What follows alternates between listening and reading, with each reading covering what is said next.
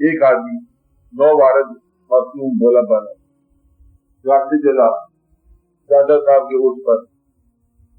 اب وہ جب باڈی چوک پر پہنچا تو آوازیں شروع ہو گئی. بیچاری وہ اس کی آواز سمجھ رہا ہے, آوازیں شروع ہو گئی. اگر اس کو کہیں تھیٹر کی آواز آ گئی تو اس کی آواز میں سمجھ لینا تھیٹر ضرور لگے گا. آپ آتے ہیں میلہ ضرور ہوگا, سودا ضرور بکے گا, اور دکاندار ضرور آئیں گے, واقعات ضرور ہوگا, مجمع ضرور لگیں گے. سارے یہ صاحب دوست نہیں ہے.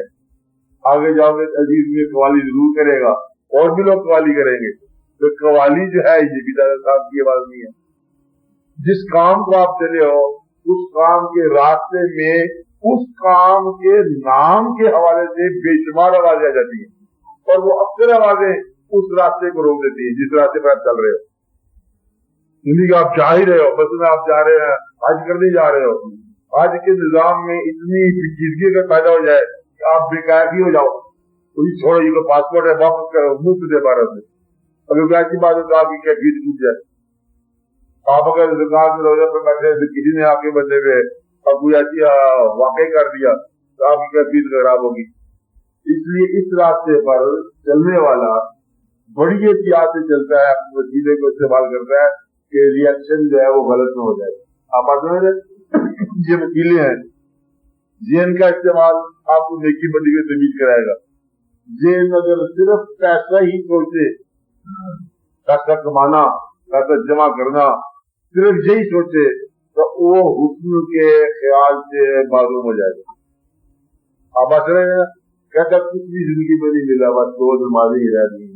تو یہ جو جس آدمی کو ملا ہے اگر وہ پیسے کو گمراہی میں استعمال کر رہا ہے تو تیری نماز اس کی گمراہی سے بہت بہتر ہے.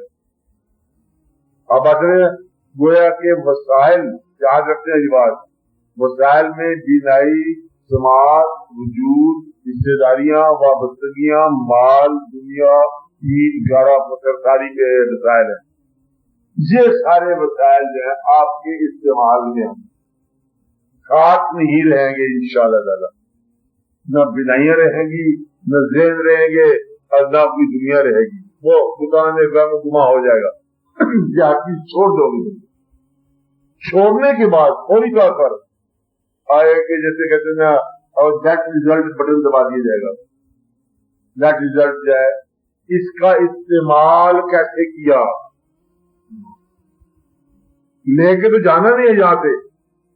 اور ہم جہاں غلطی کر رہے ہیں بڑی امپورٹنٹ بات ہے, یہ دنیا کا مال جو اٹھایا ہم نے مال کو برائے مال ہی اٹھا لیا, کیا غلطی ہوگی.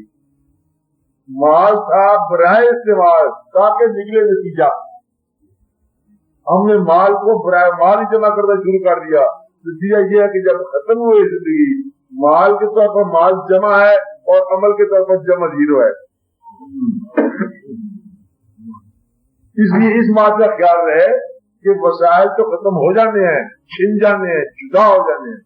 کہیں وسائل کا اجتماع آپ کو بے عمل نہ کر کے رکھے. پیسے کا اجتماع صرف پیسے کی خاطر جائے, یہ بے عملی ہے بلکہ بد عملی ہے. زندگی کے وسائل کا اجتماع بغیر استعمال کے یہ کیا ہے, یہ بد عملی ہے. وسائل سارے جمع ہے, نتیجہ بد عملی ہے. آپ بات سمجھ گئے. اس لیے یہ کام آپ نے کرنا ہے کہ اپنے وسائل کا استعمال کس انداز سے کرنا ہے تاکہ آپ کا نتیجہ کیا نکلے کہ یہ نیک عمل کر رہا ہے. نیک عمل کیا ہے, جہاں سے مال اٹھایا اور کچھ اس کے حوالے کیا, کچھ اس کے حوالے کیا, بن گیا کیا نیک عمل. تو گویا کہ اپنے وسائل کو نیک اعمال میں ڈالنا, یہ دعا مانگنی چاہیے. دعا کی بات ہو رہی ہے کہ یا اللہ ہم دعا کرتے ہیں کہ ہم اپنے ملنے والے لوگوں کے ساتھ نیکی کی خاطر ملیں. کس کی خاطر ملیں؟ 2 اور بندے دوست ہیں, دونوں بدی کی راہ پر چل سکتے ہیں, چل سکتے ہیں نا.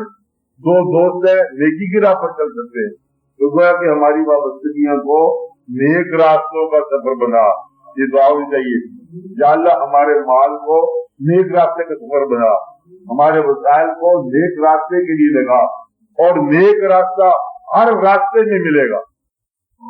कोई वक्त ऐसा नहीं कि नेकी बंद हो जाए, कोई वक्त ऐसा नहीं कि बदी बंद हो जाए। और मस्जिद के अंदर ऐन मुमकिन है कि इंसान गुमराह हो निकले, और ऐन बुत खाने में बैठा हुआ इंसान जो है वहां से नेकी करा लेगी, क्योंकि ये अल्लाह ताला ने एक ऐसा निजाम रखा हुआ है कि पाक माह मिल गया काबे को सनम आने से, कि कौन सी जगह कहाँ क्या मिल सकता है, हर चीज हर जगह हो सकती है, इंसान जो है वो अपने हाल में रह सकता है। इसलिए दुआ ये होनी चाहिए कि मेरे वसाइल जो है तेरे राह में आए, मेरे वसाइल जो है तेरे रास्ते में इस्तेमाल हो, मुझे जिंदगी है। और सबसे बड़ा जो है सबब कि मेरी जान जो है वो आपके रास्ते में इस्तेमाल हो, तो जान जो है वो महफूज होगी, महफूज होगी। जिससे दी थी हमें वापस उठा दीजिए, पकड़ो जान मतलब जाया क्या हुई, बच गए ना। और उसके अलावा इस्तेमाल किया है, देने वाला वो है जिस तरह की बाप किसी बेटे को पैसे दे और वो पैसा खर्च करे, बाप के गोल्ड से मेरे लिए भी रखो, नहीं हम आपको नहीं देते, तो ये इंसान यही करता है। अल्लाह ताला ने जिंदगी दी है, कहते जिंदगी आप फ्री, इसका कोई पेमेंट नहीं है। इसमें से कुछ लम्हात मेरी तरफ, कहते ये बड़ा मुश्किल है, आपको क्या दिमाग पे डाल दिया आपने। कहते हम आपको 100 रुपए देते हैं, साल भर इस्तेमाल करो, इसको रखो, 40 रुपए बड़े देने वाला वही है। गोया कौन आदमी है जो खुदा की तरफ नहीं इसको इस्तेमाल करेगा, जिसको ये यकीन होगा कि ये खुदा की तरफ से नहीं मिली। जब तुम्हें ये पता चल जाए कि ये खुदा की तरफ से नहीं मिली, तुम्हें अंदाजा हो जाए तो जिंदगी वहीं गुमराह होगी। अगर ये यकीन हो जाए कि उसी की तरफ से मिला है, तो उसी की तरफ लौटा दिया जा रहा है, तो फिर तो आपकी जिंदगी सीधा हाल होगी। इसलिए दुआ जो है मसाइल हल करे ना करे, आपकी इस्लाह कर, दुआ का होना इस्लाह की जमानत है, दुआ का होना तकर्रब इलाही की जमानत है। दुआ मांगने वाला अल्लाह से कभी गुमराही की दुआ नहीं मांगता। मतलब या अल्लाह एक गुनाह की तो गुनाह है, और डाका डालना है, मेहरबानी फरमाओ, कोई दुआ नहीं मांगे। दुआ बुझाते खुद आपके मकसद की इस्लाह है,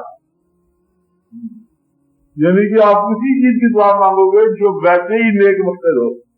आप बात समझ रहे हैं।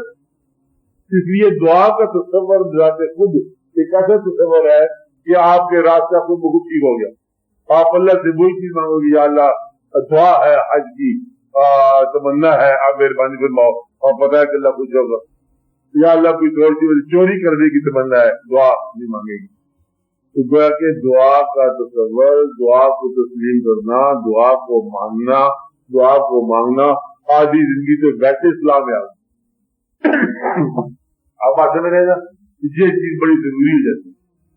इसलिए अब आप उसमें गौर करो कि इंसान के लिए कोई शय नहीं है अपनी जिंदगी में से, इसके इस्तेमाल में से, इसके वसाइल में से सारी चीजें आपने दरियाफ्त करनी है, ताकि जब आप जिंदगी छोड़ो और ही तौर पर आप पूरे सफर पर रवाना हो जाओ। और सफर सच्चाई का एक जजा बन जाएगी या सजा बन जाएगी, या आप तुम बुझाते जा रहे हो।